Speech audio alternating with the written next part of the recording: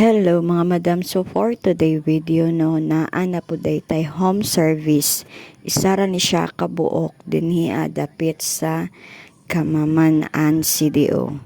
So ako din ni siya regular client, so buntag ni siya na home service around alas 10 sa buntag.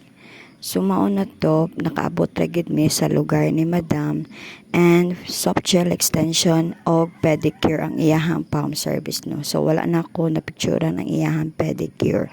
So regular client nagig ko ni si Madam and mauni ang iyahang bongalicious nga nails, di ba?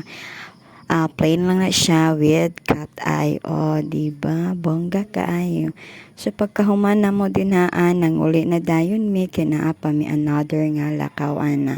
And that's all for today video, guys. Bye! Thank you. Like, follow, and share. Bye! Thank you!